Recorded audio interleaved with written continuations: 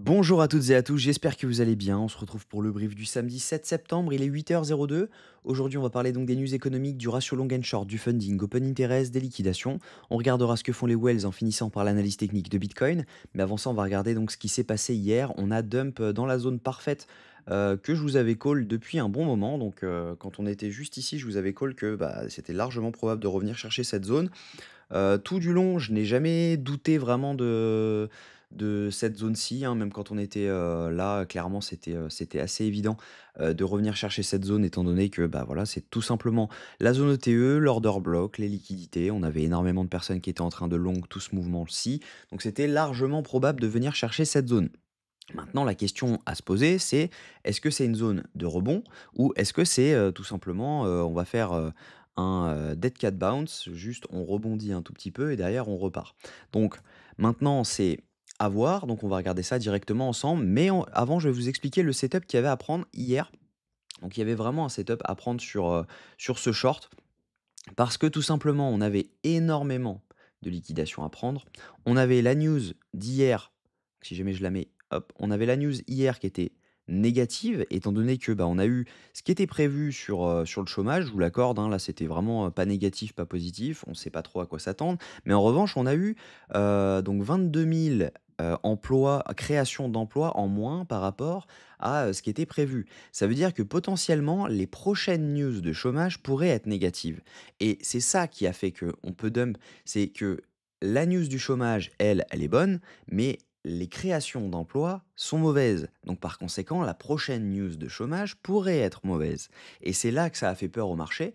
Et par conséquent, quand on a pump, là on est juste venu liquider là-dessus, on a laissé un equal low juste ici. On voit que là, on ne laisse clairement que des equal low juste là, donc on laissait pas mal de liquidation. Et par conséquent, quand on est revenu dans l'order block juste ici et qu'on a liquidé juste au-dessus de cette zone, tout simplement, c'était probable de dump. Donc moi, ce que j'avais fait, j'avais ouvert un scalp là-dedans, juste ici sur la zone, j'étais à 822, donc voilà, j'étais ici.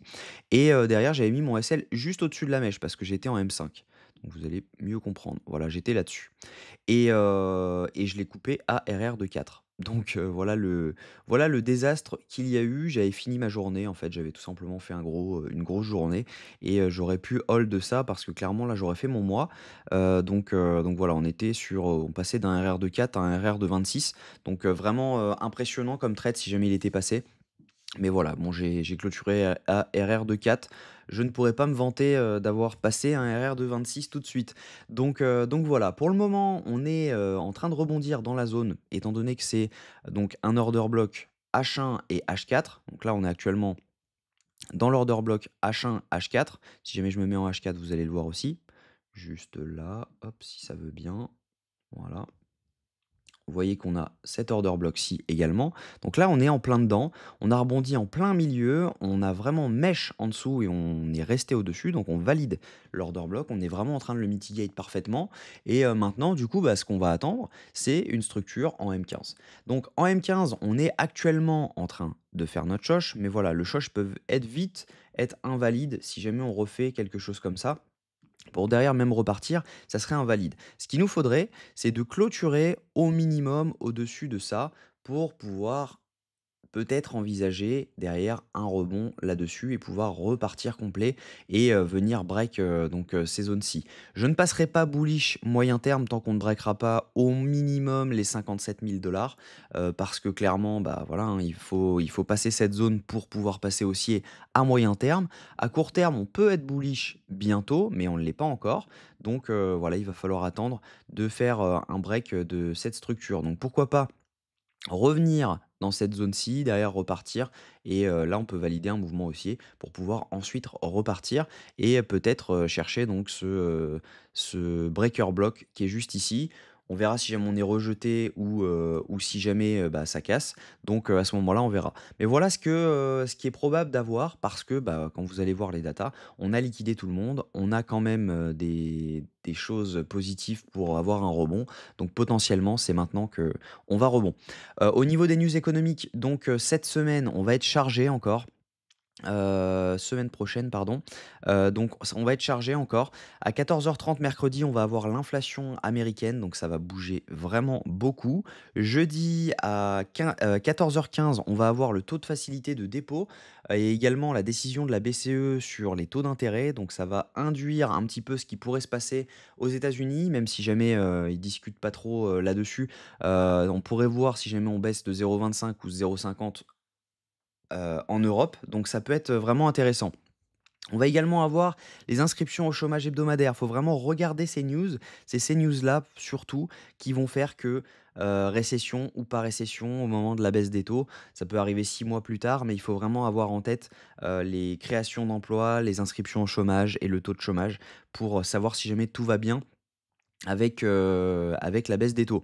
Donc voilà, on a pas mal de news à venir cette semaine, donc attention quand même à 14h30, mercredi et jeudi. Si jamais on regarde donc ce qui se passe, au niveau des funding, open interest, on a eu donc une grosse augmentation. On a en fait, tous les gens ont continué à longue. Toute cette montée, ils ont continué, toute cette descente, ils ont continué, à longue tout le long. Donc on le voit, hein, tout simplement l'open interest qui monte avec des funding qui remontent et à un moment, bah, voilà, fallait les punir et quand on les a punis juste ici, on voit que, bah, il y a plus personne qui a long. On a juste pris toutes les liquidations et derrière, bah, voilà, on voit, l'open interest descendre, les funding descendre, ce qui veut tout simplement dire que ce sont des longues qui se ferment. Si jamais on regarde les liquidations, on a pris tous les clusters qu'on avait à prendre en bas sur une semaine. Si jamais on se met sur un mois, c'est pareil, je pense. Voilà, on a pris tout ce qu'il y avait à prendre. Si jamais on se met sur 3 mois, même si jamais il y en avait qui étaient fermés, on a tout pris également, les clusters qui étaient à prendre, hein, et les prochains sont à, 49 000 $. Je doute qu'on y aille maintenant, on peut très bien rebondir. Même si jamais on se met sur 6 mois, il y a des liquidations à prendre en bas, mais voilà, hein, le plus gros est en haut. Donc là, il y a plus rien qui peut accélérer le move baissier. Ça veut dire qu'on ne peut plus avoir une cascade de liquidation actuellement pour faire baisser le prix. Donc logiquement, à part des grosses ventes en spot, on n'aura pas de dump énorme.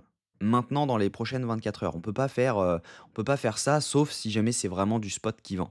Donc là, actuellement, on est plus dans un biais haussier parce que, bah, des liquidations à la hausse, par contre, on en a. Si jamais je me remets sur, 24 heures, on a des liquidations à la hausse. Clairement, on voit qu'il y a des petits clusters un peu partout qui vont jusqu'aux 57 182 $. Même si jamais je me mets sur 3 jours, les liquidations à la hausse, on en a et sur une semaine, on en a également beaucoup.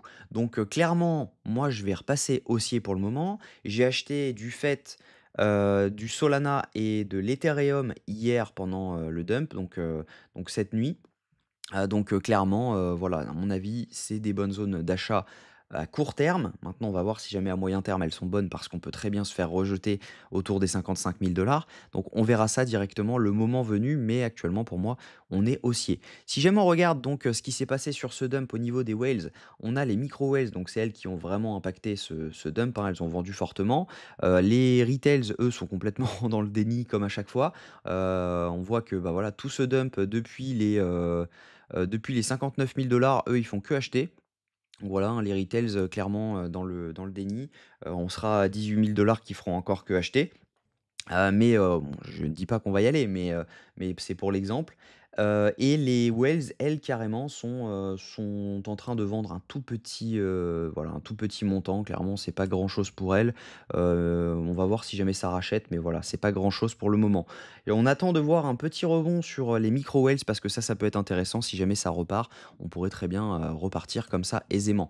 Donc, au niveau technique, moi, ce que je pense, c'est que actuellement, on est en zone de rebond. On peut très bien repartir maintenant. Clairement, il y a, des setups à trouver, il y a du spot à recharger selon moi. Maintenant, vous faites ce que vous voulez, mais moi j'ai rechargé en spot parce que je pense que, voilà, on peut avoir une bonne zone. Même si certains, même beaucoup, parlent des 44 000 $, en général, quand beaucoup de personnes en parlent, on n'y va pas. Ça peut très bien rebondir maintenant. On a fait peur à tout le monde a eu vraiment peur et les gens ont, quand même plutôt peur de recharger actuellement. Je le vois dans mon entourage, j'ai plutôt des messages sur, «Devrais-je vendre?» ou plutôt que «Devrais-je acheter?» Clairement ça sent le bottom, court terme du moins. Maintenant on verra si ça tient à moyen terme et long terme. Donc voilà, j'espère que cette vidéo vous a plu. Si c'est le cas, je vous invite à vous abonner. Si jamais il y a un setup, je le mettrai directement sur le Discord pour Long. Et puis, si jamais je ne mets rien, c'est que je n'ai pas trouvé de setup. Je vous souhaite une bonne journée. On se retrouve demain à la même heure. Prenez soin de vous.